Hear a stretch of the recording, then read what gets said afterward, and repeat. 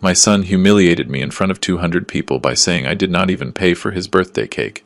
I smiled, I hugged him, and I left in silence. The next morning, the $4 million company he was going to inherit no longer existed in his name. Before we continue, please subscribe and turn on the bell because we publish new stories every day. Leave a like and tell us in the comments what city and country you are watching from. My name is David Miller. I am 62 years old, and for 40 years I built something bigger than a company. I built a legacy for my son Michael. Or at least that is what I believed until that night in March 2024 when I discovered that the man I raised no longer existed. My story begins in the year 1985 when Emily, my wife, and I took out a second mortgage on the small apartment her parents gave us as a wedding gift. We were 23 years old, with no business experience, and a dream that many called madness. We wanted to start a food distribution company in Chicago. The first 5 years I worked 16 hours a day from Monday to Sunday. I loaded boxes personally. I drove the van. I visited every store, every bar, every restaurant in the Midwest. Emily got pregnant in 1987. I remember perfectly the day Michael was born. The 22nd of April, 1988. He weighed 7 pounds. He had his mother's dark eyes and a powerful scream that filled the entire room at City General Hospital. I held my son in my arms. I felt his little heart beating against my chest, and I made him a silent promise. He would never go through the hardships I went through. He would have everything I did not have. He would study in good private schools. He would wear new clothes. He would see the ocean. He would have a dignified life. And I kept that promise. Every single day for 35 years I kept it without ever complaining. Michael grew up seeing his father leave before dawn and return when he was already asleep. But weekends were sacred for us. We went to Wrigley Field to watch the Cubs. We walked along the lakefront collecting rocks. We played in Grant Park. Emily prepared huge pot roasts on Sundays, and the three of us ate together laughing, telling stories, planning the future. One day, son, all this will be yours. I would tell him, pointing to the warehouses we opened in the suburbs in the year 2003. We will work together, you and I, taking the Miller name across America. My son studied business administration at the University of Chicago. It cost me almost $200,000 between tuition, books, housing, and personal expenses over 5 years. I never threw it in his face. Never. It was my obligation as a father to give him opportunities that I never had. When he graduated in 2010 with good grades, I immediately brought him into the company as an assistant manager. I wanted him to learn from the bottom up, to understand every department, every process, every sacrifice behind every invoice. The following years were probably the best of my life. Michael worked by my side every day. He learned fast. He asked smart questions. He proposed improvements for the logistics systems. Emily and I celebrated our 30th wedding anniversary in 2015 with a small family dinner at our favorite restaurant downtown. My wife took my hand over the white tablecloth and whispered with that smile that I had been in love with for 3 decades. We did it, David. We built something beautiful together. I did not know that we only had 4 years left. Emily died on the 14th of March 2019. Pancreatic cancer. Diagnosed in October of the previous year. Too late. It advanced too fast. From the diagnosis to her last breath, only 5 months passed. 5 months of aggressive chemotherapy. Hospitals that smelled of fear and disinfectant. Medical hopes that vanished every week. Michael was present during those dark months. He visited his mother 3 times a week. He brought her favorite red carnations. He sat by her bed holding her hand for hours, while I worked 12 hours a day to pay for experimental treatments that the oncologists already knew were useless. The morning Emily died, Michael and I were next to her in room 207.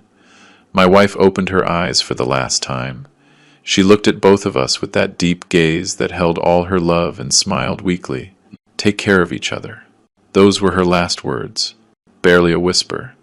Then she simply stopped breathing. 32 years of marriage ended in that cold room smelling of medicine and withered flowers. The funeral was huge. Emily was loved by hundreds of people, company employees, old clients, neighbors from the old neighborhood, friends of a lifetime. Michael spoke beautiful words about his mother, about the strong woman who raised him with infinite love, about the exemplary marriage he witnessed for 35 years. He cried, hugging me in front of everyone. I also cried without shame. At that moment, holding him against my chest while he trembled with grief, I thought that at least we had each other, that the shared pain would keep us united as Emily would have wanted. The first months after losing Emily were absolutely devastating. The house felt like an empty mausoleum, without her contagious laugh, without her warm presence filling every corner. I kept setting 2 plates at the dining table out of pure habit and then brutally remembering that I would eat alone again. Michael came every Sunday religiously during that first year. We ate together in heavy silence. We shared memories of Emily. We looked through old photo albums. Sometimes we cried, hugging each other. Sometimes we smiled, remembering her jokes. They were hard moments, but necessary to heal together. But in October 2021, exactly 2 years and a half after the funeral, Michael met someone. The first weeks were normal. Michael kept coming on Sundays, but now he spoke mainly about Jessica. He told me about their dates, their plans, their conversations until late at night. I listened patiently while I prepared the Sunday roast, Emily's favorite dish that I continued cooking every Sunday by tradition. "Dad, I think she is special," he confessed one afternoon in November, while we drank coffee on the porch. "I want you to meet her soon." I met her formally in December 2021 during a dinner at my house. Jessica arrived dressed elegantly with a bouquet of expensive flowers and impeccable manners. She spoke well. She smiled at the right moments. She asked polite questions about the company, but there was something in her eyes that did not quite convince me. A coldness behind the courtesy. A constant évaluation. She looked at the paintings, the furniture, the porcelain dishes that Emily collected, as if appraising every object. Michael was captivated, hanging on her every word, transformed into someone anxious to impress her. During dinner, Jessica casually mentioned her family. "My father, Robert Turner, owns textile companies in New York and Boston. He exports to Europe since 30 years ago." The way she said it with that subtle but unmistakable pride made me understand something. She was establishing hierarchies, comparing. Michael felt enthusiastic. "Mr. Turner is incredible, Dad. He manages 4 companies simultaneously.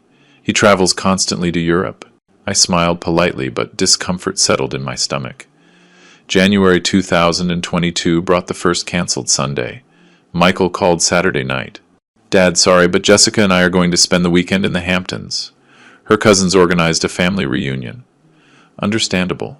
Normal. "Do not worry, son. Have fun." I hung up the phone and looked at the dining table where I had already prepared ingredients to cook our traditional Sunday meal. I put everything away in silence. February. 3 Sundays canceled out of 4. "Dad, we have a commitment with Jessica's parents. Dad Robert invited us to his beach house in Florida." "Dad, I am exhausted. I need to rest this weekend." Every excuse arrived by text message, never calls, short answers, empty emojis. I always responded the same. "It is okay, son. See you when you can." But the truth is that every Sunday I sat alone at that big table looking at the empty chair where Emily used to sit, and now also the empty chair where Michael used to laugh telling stories. I ate in silence, listening only to the noise of the fork against the ceramic plate. The house resonated with echoes of past conversations, of laughter that no longer existed. March 2022. Michael formally announced his engagement to Jessica during a dinner at the Turner's house to which I was invited. Robert Turner turned out to be exactly what I imagined. A 65-year-old man, heavy-set, powerful voice, dominant presence that filled any room. He greeted me with strong slaps on the back and a smile that did not reach his eyes. "David Miller." Finally. "Michael speaks wonders of you and your little distribution business in Chicago." Little. That word was left floating in the air like an offense disguised as a compliment. The Turner house in the suburbs was ostentatious. Italian marble floors, German crystal chandeliers, original paintings on every wall. During dinner, Robert monopolized every conversation, talking about his international contracts, his contacts in Paris, his diversified investments. Michael listened fascinated, nodding at every sentence, laughing exaggeratedly at every mediocre joke. I remained silent, observing how my son made himself small in front of that man trying desperately to win his approval. "Michael tells me he works in your family business," Robert commented, pouring himself more expensive wine. "How nice to maintain traditions, although the modern business world demands globalized vision." Disruptive strategies. Jessica smiled at her father with adoration. Michael nodded vigorously. Exactly, Mr. Turner. I have been suggesting to Dad to modernize some processes. He looked at me seeking validation. I felt a strange pang in my chest. April, May, June 2022. Family Sundays disappeared completely. Michael spent every weekend with the Turners. When I tried to call him, he answered hurriedly. Dad, I am busy, I will call you later. He never called later. Our conversations were reduced to brief exchanges about work matters. In the office, he was professional, efficient, distant. The affectionate son who hugged me spontaneously had been replaced by a polite employee. I started eating dinner alone permanently. I bought takeout because cooking for one made no sense. I sat in front of the television without paying real attention, simply needing noise to fill the overwhelming silence. The photographs of Emily on the mantelpiece seemed to look at me with sadness. Forgive me, I whispered sometimes. I do not know what I am doing wrong with our son. July 2022 brought a disturbing revelation. Michael arrived at my office accompanied by Robert without prior notice. Dad, Mr. Turner wants to see our facilities, to see how we operate. They spent 2 hours touring the warehouses, while Robert asked pointed questions about volumes, margins, suppliers, contracts. Questions too specific for simple curiosity. Michael answered everything enthusiastically, revealing confidential information without thinking twice. October, November, December. The year 2022 ended with a Christmas dinner at the Turner's house where I was invited as a mere formality. Michael spent the entire evening glued to Robert discussing expansion strategies. Emerging markets, merger opportunities. Jessica hung from my son's arm, showing off a huge engagement ring. They had gotten engaged in November without Michael consulting me, or informing me in advance, or including me in the moment. I found out through a photo on social media that a cousin showed me. Congratulations, son, I told him over the phone that night. Thanks, Dad, he answered hurriedly before hanging up, saying he had guests. The year 2023 witnessed the definitive distancing. Michael married Jessica in April. A luxurious wedding at a country club with 300 guests where I occupied a side seat far from the main table. Robert gave an emotional speech about his new son, about the bright future that awaits them together. I was not invited to speak. I applauded politely.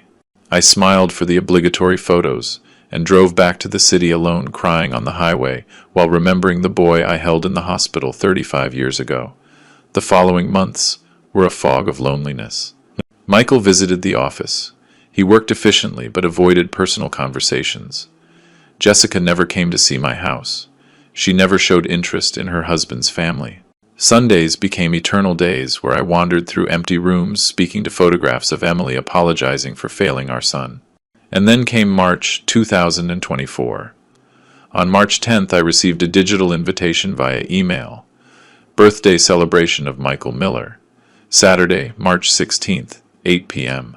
The Grand Ballroom. Formal, cold, impersonal, like inviting a distant acquaintance.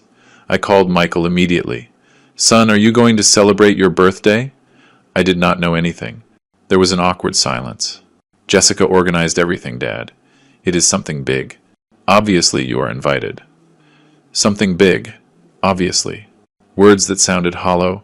Do you need help with the costs? I offered genuinely. I can help with the hall, the food, whatever you need. Michael let out a brief laugh. Strange. Do not worry. It is all covered. Just come and enjoy. He hung up quickly. I stood there holding the phone, feeling a dark premonition running down my back. On Saturday, March 16th, I dressed carefully. A gray suit that Emily had given me years ago. Navy blue tie. Polished shoes. I drove to the Grand Ballroom downtown. It was an exclusive place normally reserved for high-level corporate events. The parking lot was full of luxury vehicles. Mercedes, Audis, BMWs. I swallowed hard. I entered the hall and stood paralyzed.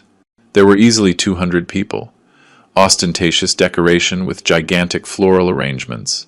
Professional lighting. Open bar with uniformed waiters. Tables covered with white linen tablecloths. Elaborate centerpieces.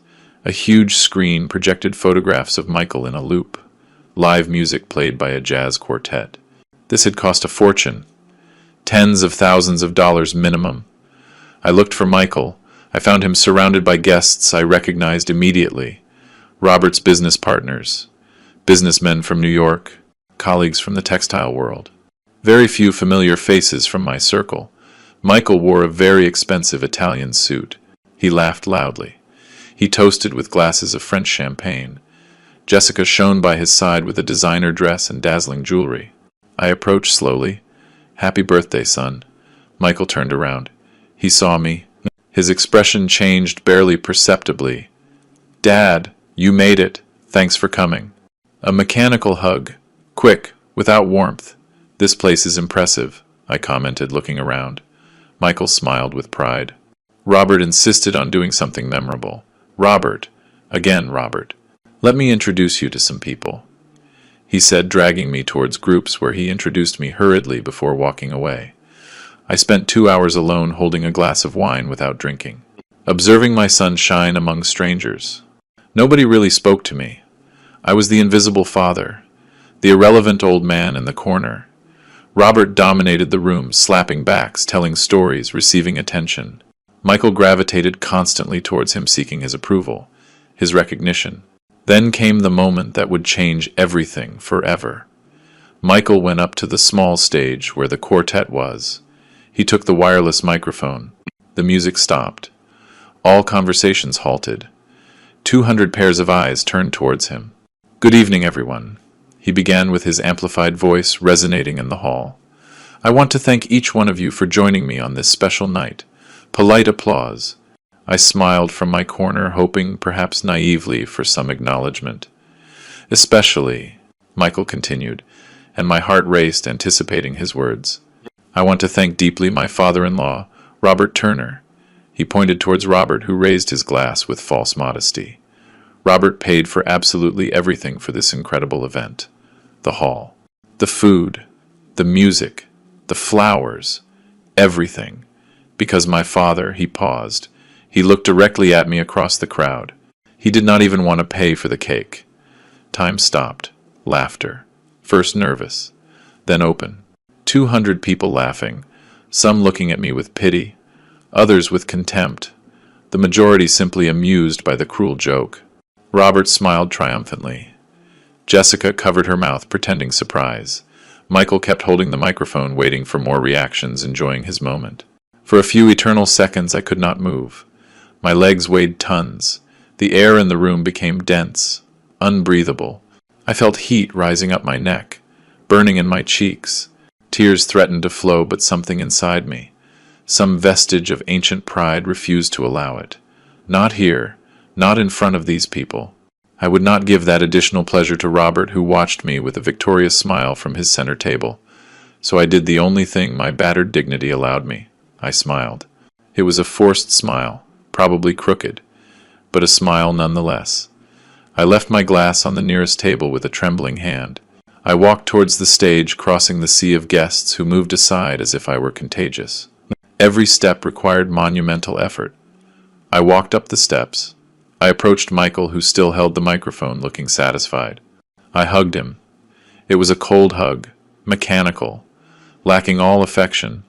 My arms surrounded his back rigidly while he reciprocated with superficial pats. "Happy birthday, son," I whispered close to his ear, low enough so only he could hear. My voice came out more broken than planned. Michael tensed slightly, perhaps detecting something in my tone, but he said nothing. I separated quickly. I turned towards the crowd. I maintained that forced smile a few seconds more. I nodded briefly as if accepting the joke, and I walked down from the stage. The music resumed almost immediately. Conversations resumed their course. I was irrelevant again. The moment of amusement had passed. I walked towards the exit without looking back, without saying goodbye, without seeking explanations. I crossed the luxurious lobby with legs that barely responded. I handed the ticket to the valet parking with trembling hands. I waited 5 endless minutes under the artificial lights of the building while my 2015 Ford sedan was brought around. A modest car compared to the luxury German vehicles surrounding the parking lot. I got into the car. I closed the door. I started the engine. I drove towards the exit slowly, professionally. I turned left joining the night traffic of Chicago. It was 11:15 at night, Saturday. The city glowed with youthful life. Groups of young people laughed on the sidewalks. Couples walked holding hands. The world continued normally while mine crumbled. I drove aimlessly. I passed through downtown. I crossed the bridge over the river. I took empty avenues towards the outskirts. My hands gripped the steering wheel with painful force. I was breathing heavily. The knot in my throat grew unbearable. Finally, on a dark residential street, I stopped. I turned off the engine. Absolute silence. Only the distant sound of some television on in a nearby house. I looked forward, seeing nothing really, lost in the void. And then I broke completely. I cried, like I had not cried since Emily's funeral. Deep sobs. Violent, heartbreaking shakes that racked my whole body. I hit the steering wheel with helplessness. I screamed inside the closed car. 40 years of work, sacrifices, unconditional love, reduced to a cruel joke in front of 200 strangers. My son chose to humiliate me publicly, to win the approval of a man who openly manipulated him. Tears fogged my glasses. I took them off. I left them on the passenger seat. I covered my face with both hands. I thought of Emily. "Forgive me," I whispered towards the roof of the vehicle. "I failed our son. I did not know how to protect him. I did not know how to teach him what really matters." I felt her absence as an open wound again. 5 years without her, and it still hurt like the first day. I remained like that I do not know how long. Maybe 20 minutes. Maybe an hour. Eventually the tears ran out. The crying gave way to ragged breathing. Then to long sighs. Finally to a hollow silence. I wiped my face with the sleeve of my jacket. I put my glasses back on. I looked at my reflection in the rearview mirror. A 62-year-old man. Red eyes, gaunt face, devastated expression, but something had changed in those minutes of absolute pain. A cold clarity emerged from the center of my chest. A decision crystallizing. I was not going to keep living like this. I would not beg for my son's affection anymore. I would not plead for crumbs of attention. I would not accept humiliation after humiliation, hoping that one day Michael would remember who sacrificed everything for him.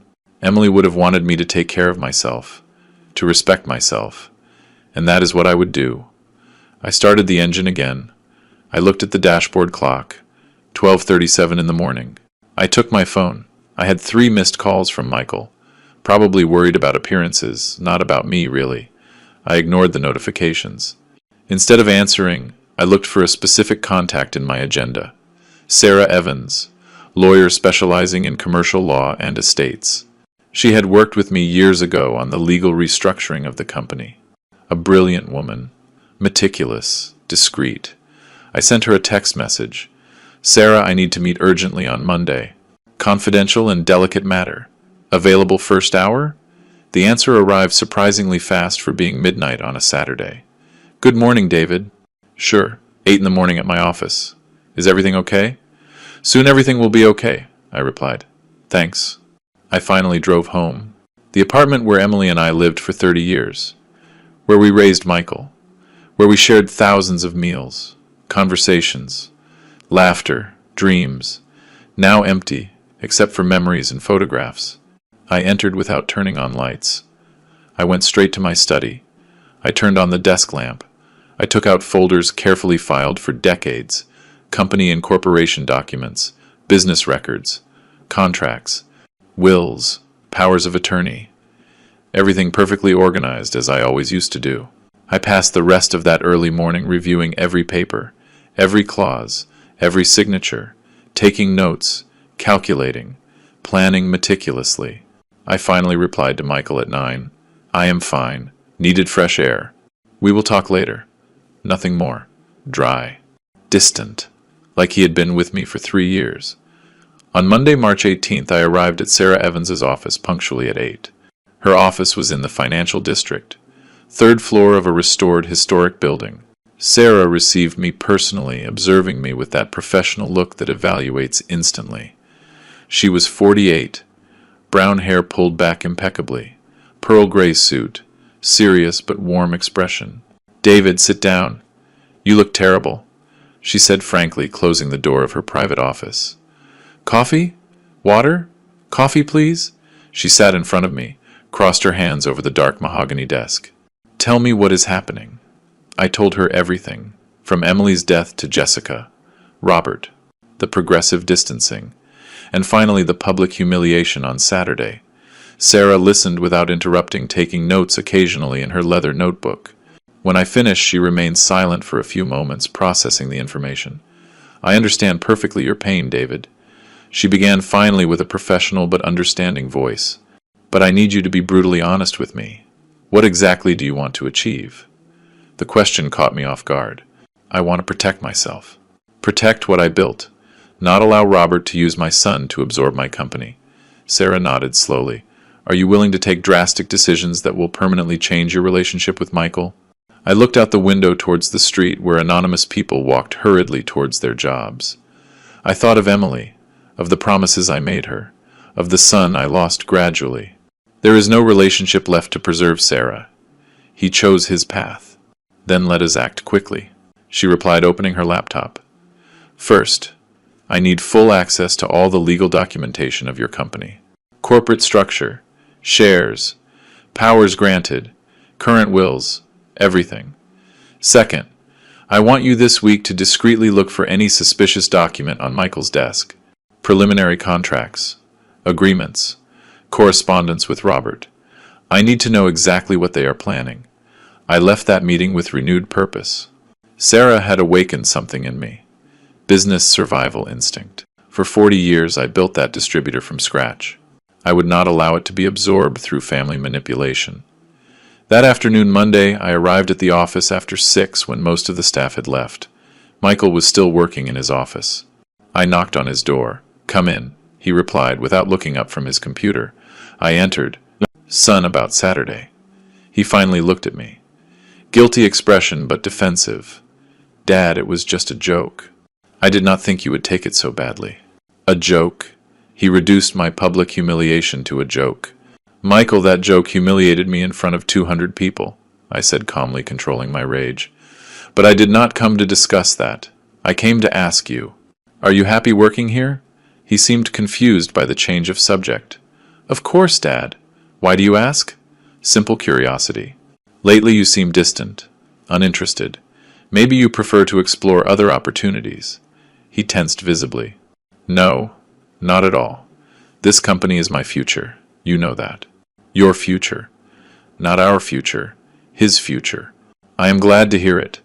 Then I expect greater commitment from now on, I said firmly before leaving.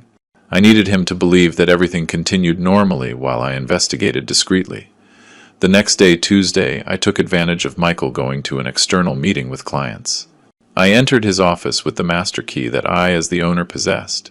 My heart was beating rapidly. Searching my own son's desk made me feel dirty, but it was necessary. I opened drawers carefully. Pens, business cards, routine invoices, nothing relevant.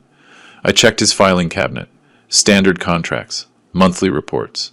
I turned on his computer, but it required a password. I could not risk it. Then I saw a manila folder semi-hidden behind his monitor. I took it. Inside were printed drafts of legal documents. The titles froze my blood. Business Merger Proposal Miller-Turner, Post-Integration Financial Projection, Consolidated Administrative Structure. I read quickly, photographing every page with my cell phone. The plan was simple but devastating. Robert proposed acquiring my company through what they called a friendly merger, taking advantage of my advanced age and natural desire to retire. Michael would be named regional director with a fixed salary but without real power. Robert would absorb clients, contracts, employees. The Miller brand would disappear completely. There were printed emails exchanged between Michael and Robert since January 2024. 2 months of planning behind my back. Your father is old school. He needs renewal, Robert wrote. Let me handle the transition smoothly, Michael responded. I trust you, Robert. Dad will understand it is for the best. I felt physical nausea reading those words. My son conspired actively against me for months. I photographed everything meticulously. I returned the folder exactly where it was. I cleaned any trace of my presence. I left his office breathing heavily. I returned to my own office, locked the door. Downloaded the photos to my laptop and sent them encrypted to Sarah. She replied 30 minutes later. Solid evidence. Meet me tomorrow at 3 p.m. Bring all original corporate documents. That night, reviewing the photos again at home, something broke definitively inside me. It was not just business betrayal. It was deep filial betrayal. Michael consciously chose to deceive me, manipulate me, prepare me for a forced retirement disguised as a friendly transition. While I included him in every important decision for years, he conspired to hand over my legacy to Robert. Sarah reviewed every paper meticulously for 40 minutes without uttering a word. Finally, she looked up. David, legally you have absolute control. You own 95% of the shares. Michael owns only a symbolic 5% that you gave him at his wedding. You can act without his consent. It is up to you. What do you propose? Sell? Quickly. Before Robert finds out and tries to block it legally or through the media. She responded with professional determination. I know several investment groups interested in consolidated distributors like yours. Specifically, Midwest Logistics from Detroit has been looking to expand into the Chicago area for months. They work with very high standards, pay well, and respect acquired brands. How much time would you need? I asked, feeling adrenaline run through my veins. 3 weeks maximum if you agree to negotiate aggressively. I will contact the acquisitions director today. Send financial prospectus tomorrow. Face-to-face meeting within 3 days. Due diligence express of 1 week. Document closing in 15 days. She calculated quickly on her laptop. Based on your last annual balance sheets, conservative valuation would be around $4 million for the 80% stake. $4 million. A fortune. More than necessary to live comfortably the rest of my days. Do it, I said firmly. Contact them today. Negotiate as best as possible. I want this closed before April. Sarah nodded already, typing emails on her computer. One more thing, David. The apartment on Lakeshore Drive that you promised Michael as a future gift, is it legally in your name still? Completely. I bought it in 2020 with personal funds. It is worth approximately $500,000 currently. Transfer it to someone else, trusted family member immediately, she instructed. If Michael tries to sue you later claiming verbal promises, that asset must be out of your legal reach. I thought quickly. My niece Ashley, daughter of my deceased brother, 32 years old, elementary school teacher, single, lives modestly. She was always affectionate with me, especially after Emily died. Perfect. I will draft the donation deed tomorrow. Sign before a notary the day after tomorrow. Transfer completed in a week. Sarah confirmed, taking notes. We will also cancel all powers Michael has. Bank accounts, authorized signatures, administrative access, everything. He will be completely out of the corporate structure. I left that meeting transformed. I was no longer the hurt father begging for affection. I was a businessman protecting 40 years of work against family predators. The following days were dizzying. Sarah worked tirelessly. On Thursday, she contacted Midwest Logistics. On Friday, they sent a preliminary letter of intent. On Monday, March 25th, the acquisitions director, a meticulous man named Peter, arrived in Chicago. We met in a neutral conference room of a downtown hotel, not at my offices to avoid rumors. Peter was 50. Impressive experience in business consolidations. Direct approach. Mr. Miller, your company genuinely interests us. Solid distribution. Loyal clients. Experienced employees. We want to expand, preserving the good things you built. I presented financial balance sheets for the last 5 years. Current contracts with wholesale suppliers. Updated client portfolio. Inventory evaluations. Cash flow analysis. Everything impeccable. 40 years operating cleanly were reflected in those numbers. Peter reviewed every document, attentively asking technical questions that I answered honestly. Why sell now? He finally asked the inevitable question. I had prepared that answer carefully. I am 62, widowed 5 years ago. My son chose another career path. I have no heirs interested in continuing this. I prefer to sell to serious buyers than let it deteriorate slowly. Technically true, although omitting painful details. Peter nodded understandingly. I understand perfectly. I propose a valuation of $5 million for 100% of the shares. You retain 20% as passive investment if you want residual income. Or we sell 80% for $4 million payable completely at closing. I looked at Sarah, who nodded almost imperceptibly. 80%.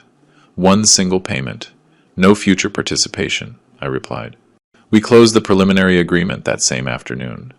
Peter initiated due diligence immediately with a team of auditors that arrived from Detroit.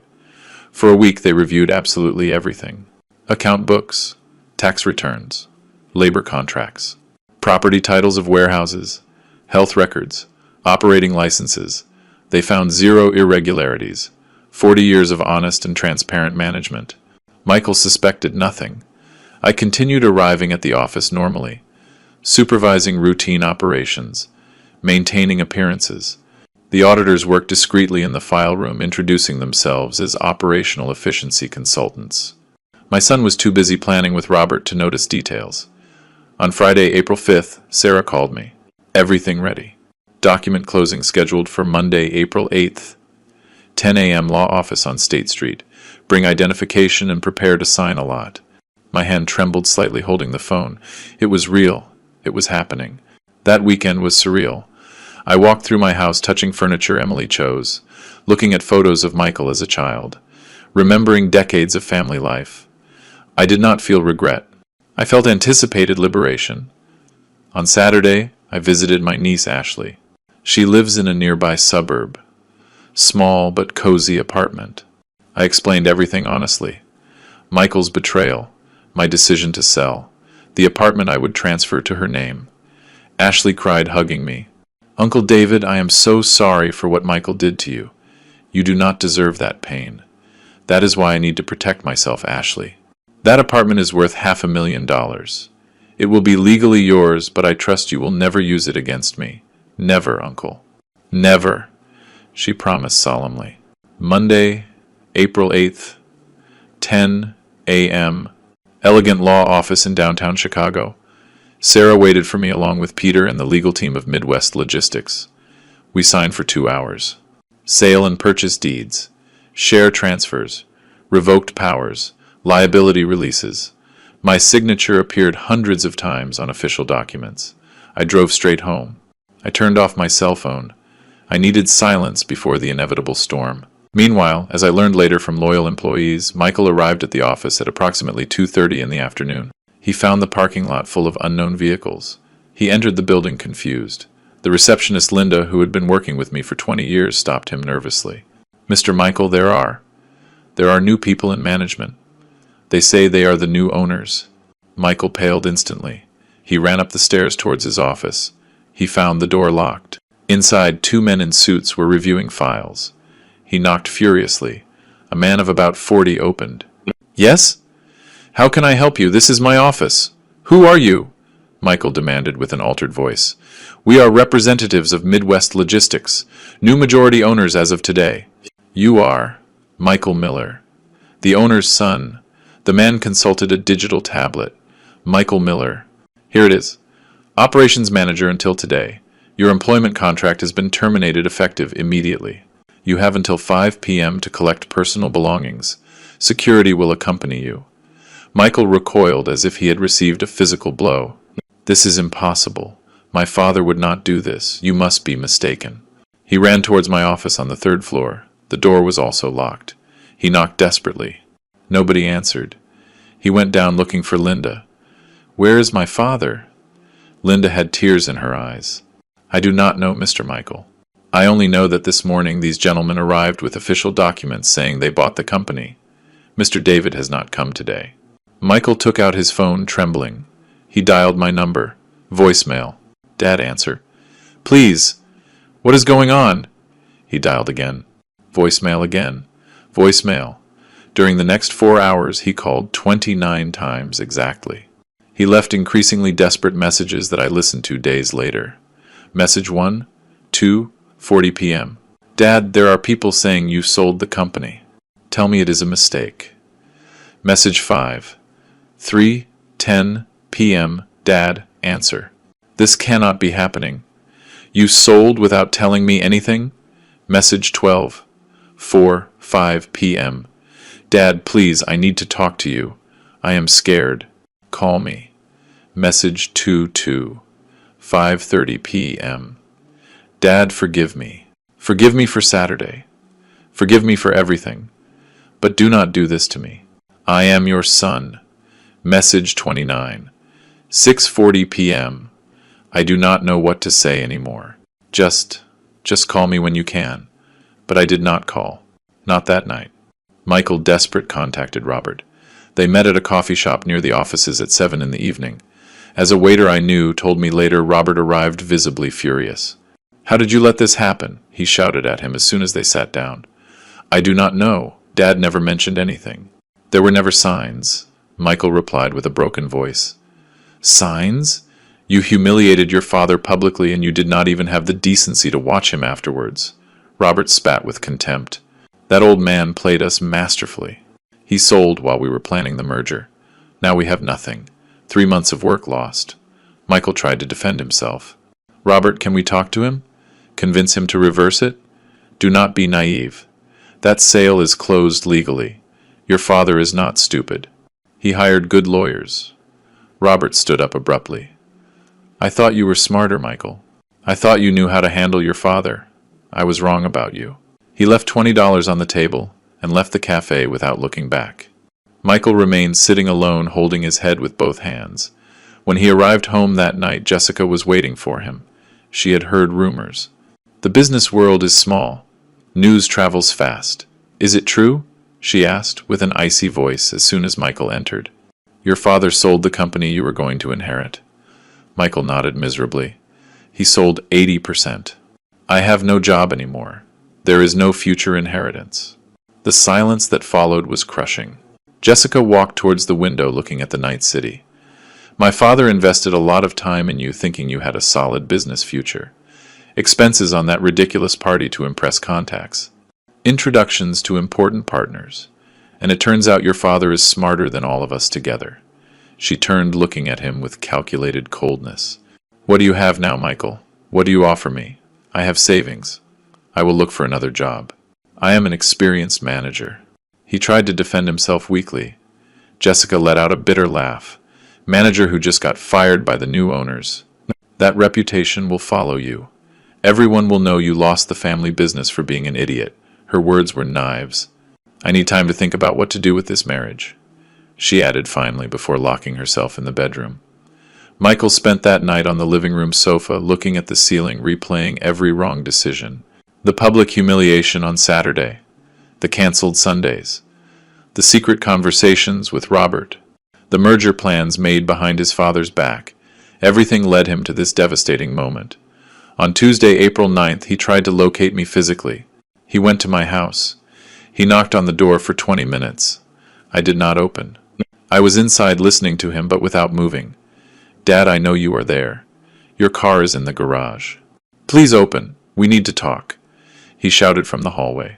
Neighbors started looking. Eventually he gave up. He went to the law office seeking information. The lawyers could not reveal details due to professional confidentiality, but confirmed that the transaction was legal and irreversible. Michael left there completely destroyed. On Wednesday he discovered another devastation. He received official notification. The apartment on Lakeshore Drive that I had verbally promised him for years now legally belonged to Ashley. Transfer registered on April 3rd, 5 days before the business sale. Everything meticulously planned. $500,000 in real estate. Evaporated. The future financial security he took for granted. Non-existent. Michael called Ashley furious. She answered, crying. Michael, your father explained everything to me. What you did to him. How you betrayed him. That apartment is legally mine now, and I will never give it to you. She hung up, blocking his number. I had made that decision on the night of Monday, April 8th, after signing at the notary. I arrived home, packed 2 suitcases with essential clothes, some books, photographs of Emily. I left furniture, appliances, material memories. I just wanted to escape Chicago and its painful ghosts. I needed physical and emotional distance. I chose Santa Barbara, California for practical and sentimental reasons. Emily and I had spent our honeymoon there in 1983. 3 magical days walking by the ocean, eating seafood, dreaming of the future. We always promised to return, but 40 years of ceaseless work prevented that return. Now finally I would return alone, but free. On Tuesday, April 9th, I drove for days crossing America. I left behind the Midwest, heading to the West Coast. Every mile traveled lightened the weight on my chest. I crossed the plains, the mountains, finally the green hills of California. I arrived in Santa Barbara at dusk. The city glowed, reflected in the ocean waters. I breathed deeply the salty air. For the first time in months, I felt something resembling peace.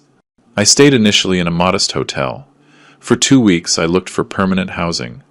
I found a perfect apartment, second floor, 2 bedrooms, balcony with partial ocean view, $3,000 monthly rent. I signed a 1-year lease immediately. I bought basic furniture. I turned that anonymous space into a temporary home. The first weeks were strange. Waking up without work obligations after 40 years generated vertigo. I walked through the city for hours aimlessly. I walked along the pier. I sat on benches, watching the ocean, reading novels. I never had time to enjoy simply existing without pressures. Gradually, I established new routines. I ate breakfast at home quietly. Coffee, toast. After that, I walked to the historic downtown, Spanish colonial buildings, plazas full of life. I discovered a family cafe called the Daily Grind. It was a tiny place, barely 6 tables run by an older couple, Tom and Mary, who had been serving perfect coffees for 30 years. I became a regular customer. I arrived every morning at 10. I ordered coffee with milk and a croissant. I read the local newspaper for an hour. The owners began to greet me by name after the first week. It was in that cafe exactly on May 1st where I met Linda. She arrived that sunny spring morning looking for a table. The cafe was unusually full. Tom pointed to me. "Share a table with David. He is a good man. He does not bother anyone." Linda hesitated momentarily. Then she smiled tiredly. "Thanks. If the gentleman does not mind." I looked up from my newspaper. "Not at all. Go ahead, please."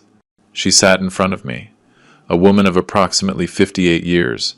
Brown hair with natural gray streaks tied in a simple ponytail. No makeup. Deep and sad honey-colored eyes. She wore comfortable clothes, jeans, navy blue sweater, sneakers. She carried a worn book under her arm, 100 Years of Solitude by Garcia Marquez. We ordered our coffees in silence. She took out the book. I returned to my newspaper. 20 minutes passed without exchanging a word. We mutually respected our spaces. Then she sighed audibly, closed her book frustrated. "I have been trying to finish this chapter for 3 months. My mind wanders constantly." She said it more to herself than to me, but I responded instinctively. The same thing happened to me after becoming a widower. Reading became impossible for months. Linda looked at me surprised then, with immediate understanding. "Also widowed," she said softly. It was not a question, it was recognition. 5 years ago, I confirmed. 4 for me, she replied. We looked at each other for seconds that seemed to stretch out, 2 strangers connected instantly by shared loss. David Miller. I introduced myself, extending my hand. Linda Johnson. She shook my hand firmly. Her touch was warm, real. "Are you from here?" she asked. "No. Chicago. I arrived 3 weeks ago looking for, I don't know, fresh air." She smiled understandingly. "I am from here. Retired elementary school teacher. Well, retired early after my husband James died. Heart attack in July 2020. 59 years old. Perfectly healthy. He went out for a run one morning and simply collapsed, her voice breaking slightly. I told her about Emily. The cancer. The 5 agonizing months. At least I could say goodbye. I said, "You did not have that chance." "I do not know what is worse," she replied. Saying goodbye, watching them suffer, or losing them without warning. We also talked about children. Linda had 2, a son, engineer living in Seattle with his own family, and a daughter, doctor working in Los Angeles. "Good kids," she said. "They call weekly, visit occasionally, but they have busy lives. I do not blame them." I noticed melancholy in her words. I told her vaguely about Michael, omitting painful details. In mid-May, Linda invited me to hike in the hills. "I need exercise and company. Walking alone depresses me," she explained. I accepted immediately. We climbed the green hill, breathing fresh air, stopping frequently to admire spectacular views of the bay. At the top, sitting on a wooden bench looking at the infinite ocean, Linda asked softly, "David, what really brought you to Santa Barbara? There is deep pain in your eyes that goes beyond widowhood." I hesitated. I had been avoiding that conversation for 6 weeks, but something in Linda's sincerity made me trust her. I told her everything. Michael, Jessica, Robert, the public humiliation, the secret sale, the escape. Words flowed uncontrollably. Linda listened without interrupting, holding my hand when my voice broke. When I finished, she remained silent for long minutes, processing. "You did the right thing," she said finally with absolute firmness. "You protected your dignity. Your son chose to betray you consciously. The consequences are his, not yours." Tears sprang from my eyes. "But he is my son, Linda. What father does this?"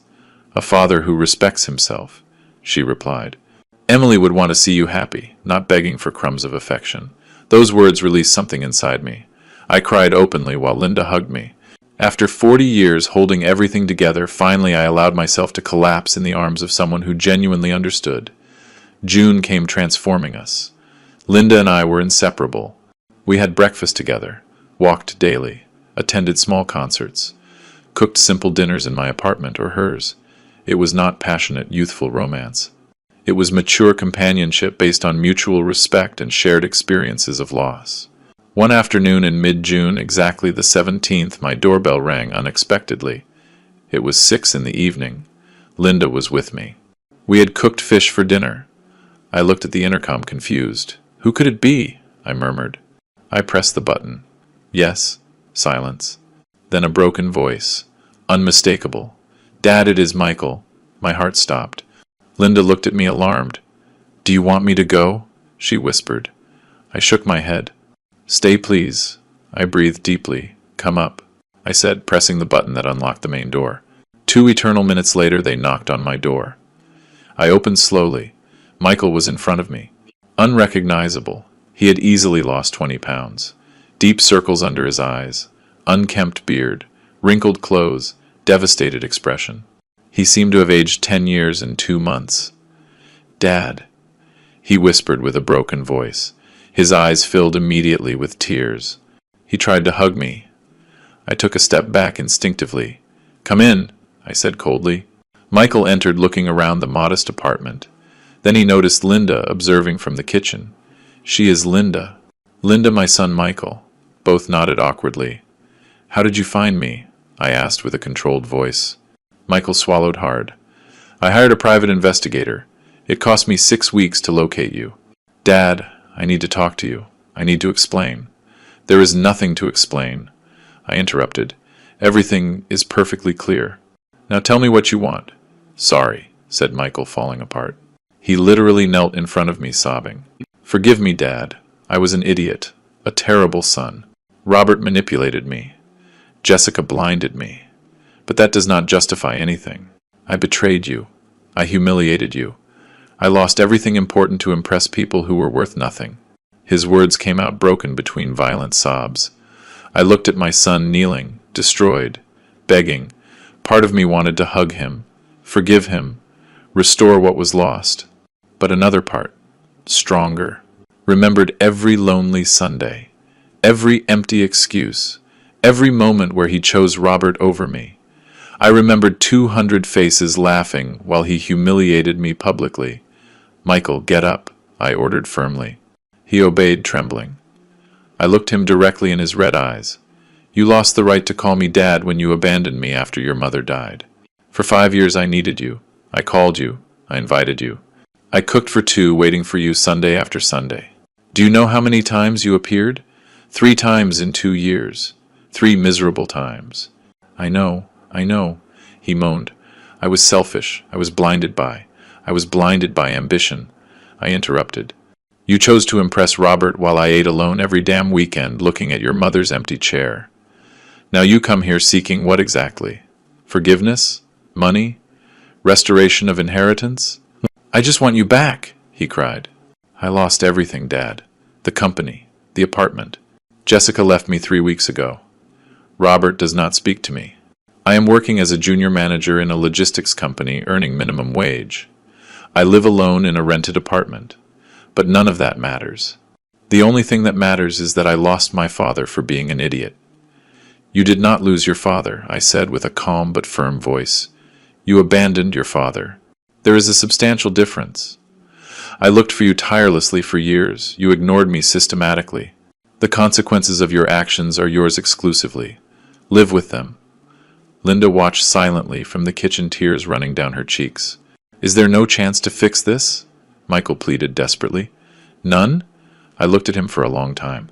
Michael, you are 36 years old enough to rebuild a life independently. Learn from this. Value those who love you unconditionally, before losing them permanently. But I can no longer be that person for you. I need peace after decades of sacrifice. Michael looked towards Linda, seeking perhaps an ally, but she simply shook her head gently. Your father deserves peace, she said with compassion but firmness. Respect that at least. Michael nodded, defeated. Can I call you occasionally? Know that you are okay? I considered the question carefully. No. I need to close this chapter completely. Find your own way without depending on me. I extended my hand formally. Michael shook it, trembling. Then he tried to hug me one last time. I allowed the hug, briefly feeling his body shake with sobs, but I did not reciprocate with affection. It was a hug of definitive farewell. Take care, Michael, I said, separating myself. That is all I can offer you. My son left the apartment walking like an old man. Linda closed the door behind him. She hugged me immediately while I processed the encounter. You did the right thing, she whispered. It was incredibly difficult, but right. I nodded against her shoulder, allowing myself to feel the sharp pain of that definitive closure. That night, I did not sleep well. Images of Michael as a child laughing on the beach, celebrating birthdays, graduating college, contrasted cruelly with the destroyed man I had just said goodbye to. Part of me questioned if I had been too hard, but I also remembered every broken promise, every ignored Sunday, every choice where Robert mattered more than me. Linda stayed with me that night, simply holding my hand in silence. Her presence was healing balm. In the morning, while we drank coffee watching the sunrise from my balcony, she told me, David, you spent decades building for others. Now build something for yourself. She was right. 62 years old, and finally free of crushing obligations. July brought complete transformation. Linda and I decided to travel, something neither had really done after becoming widowed. We rented a small car and toured the coast for 2 weeks. We visited tiny fishing villages, ate fresh seafood in family restaurants, walked deserted beaches, talked for hours about everything and nothing. It was not cinematic romance. It was something better. Genuine companionship between two mature souls who perfectly understood the value of simplicity. One afternoon, sharing a bottle of wine, watching the ocean, Linda took my hand. Thanks for letting me join you in this, she said softly. Thanks for reminding me that I can still be happy. I kissed her forehead. Thanks for appearing exactly when I needed to believe in human connections again. August. We returned to Santa Barbara renewed. We established a shared routine but respecting individual spaces. Linda spent 3 nights a week in my apartment. I spent 2 in hers. We cooked together, read simultaneously in comfortable silence, attended local cultural events. Nothing dramatic, simply daily life shared peacefully. Meanwhile, in Chicago, as I learned later from my niece Ashley, who maintained limited contact with Michael, my son, faced brutal reality. Jessica had filed for divorce formally in July. The division of assets turned out devastating for Michael. The apartment they shared, bought mostly with a bank loan under both names, had to be sold. After paying the remaining mortgage, barely $20,000 remained to divide, $10,000 each. Michael looked for cheap housing. He rented a small studio in a working-class neighborhood far from downtown for cheap. His salary barely covered rent, basic services, food. Nothing was left for luxuries he took for granted previously. Robert Turner, according to what Ashley told me, publicly discredited Michael in business circles. The guy turned out incompetent. He did not know how to handle even his own family inheritance.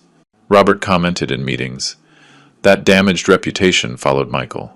Companies where he applied for better positions checked references, spoke with Robert, and rejected applications immediately.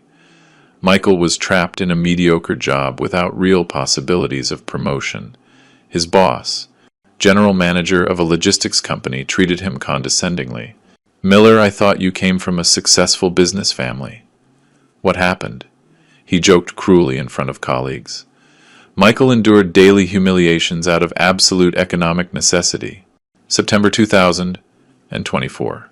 Linda and I celebrated 6 months of knowing each other. We dined at an elegant restaurant on the hill with spectacular views of the illuminated bay. David, these months with you have been medicine for my soul, Linda confessed, holding a glass of wine. I thought I would die alone and bitter. You showed me that there is still beauty possible. I took her hand over the table. You saved my sanity, Linda. I arrived here shattered. You helped me remember who I am beyond a failed father. That night, walking along the pier under stars, Linda asked, Do you ever think about Michael? Honestly, I replied, daily, but no longer with sharp pain. Rather with melancholy for what could have been and will never be. I made peace with that loss. Do you think he will learn? She insisted. I sincerely hope so, although it will probably take a long time to fully understand what was lost. My life now is radically different. Waking up without urgent alarms, without crushing business responsibilities, without ungrateful children demanding attention. I simply exist peacefully. Linda and I have built a beautiful routine. Quiet breakfasts, reading newspapers, daily walks along coastal paths, afternoons cooking traditional recipes, nights watching classic movies hugged on the sofa. I invested the $4 million intelligently. Sarah Evans advised me excellently. Conservative index funds, government bonds, small rental properties. I generate monthly passive income of approximately $5,000 without working, more than enough to live comfortably. Travel occasionally, help my niece Ashley when she needs it. Linda finally sold her apartment in August and moved permanently with me. We bought together a larger condo, 3 bedrooms with a spectacular balcony facing the ocean. We decorated it, combining our tastes. Photographs of Emily and James occupy places of honor, remembering lost loves without competing with present love. We are mature partners who understand perfectly that second chances do not replace first loves. Simply honor them moving forward. We travel frequently. We toured Europe for 3 weeks in July. We plan to visit Italy next April. Simple things I postponed 40 years, building a business empire for an ungrateful son. Now I live exclusively for myself, and that liberation is extraordinary. Do I think about Michael? Constantly. Not with burning rage, but with deep sadness for a relationship destroyed irreparably. Ashley updates me occasionally on his situation. Michael still works in that mediocre logistics company, earning slightly more now after a small raise. He lives alone in that modest studio. No partner since Jessica abandoned him. No real friends because those who surrounded him sought connections with Robert or my company. Ashley says he changed notably. More humble, reserved, silent worker. He no longer shows off or seeks to impress. He arrives early to his job, fulfills tasks efficiently, returns home without socializing. Weekends he cleans his apartment, cooks simple meals, reads books he never had time to appreciate. Solitary existence building slowly from absolute zero. Apparently he visited Emily's grave last March, anniversary of her death. Ashley saw him casually. Michael was kneeling in front of the tombstone crying, talking to his mother for an hour. Mom, forgive me. I disappointed Dad. I disappointed your memory. If you could see me now, you would be ashamed, he sobbed. Ashley did not approach, respecting that private moment of pain. Do I feel compassion? Of course. He is still my son biologically. But compassion does not mean rescue. Michael needed to learn hard lessons that words would never teach. Respect is not bought with money or inheritances. Family is not humiliated publicly to impress strangers. Loyalty is demonstrated consistently, especially during difficult moments. If I could change something, it would not be my decision to sell and leave. It would be having established firmer limits years earlier. Maybe if I had confronted the first canceled Sunday, the first empty excuse, the first derogatory comment influenced by Robert, everything would have been different. But I was always a permissive father, believing that unconditional love meant tolerating everything. I learned late that true love includes establishing clear limits. Emily would have handled this better. She balanced tenderness and firmness perfectly. When Michael was a rebellious teenager, Emily knew exactly when to hug and when to discipline. I simply worked tirelessly, providing materially, assuming that was enough. How wrong was I? This afternoon, while Linda and I walk along the beach, I observe young couples with small children, fathers carrying babies, building sandcastles, laughing carefree. I feel acute nostalgia for those simple moments with Michael 30 years ago, but I also feel peace knowing that I did absolutely everything possible for him. The rest were his choices. Linda notices my melancholic expression. Thinking about Michael? She asks softly. I nod. He will always be there in some corner of my mind. She kisses my cheek. That makes you human, David. But remember, you chose dignity over begging. That was the right decision then and now. You are right. I do not regret it.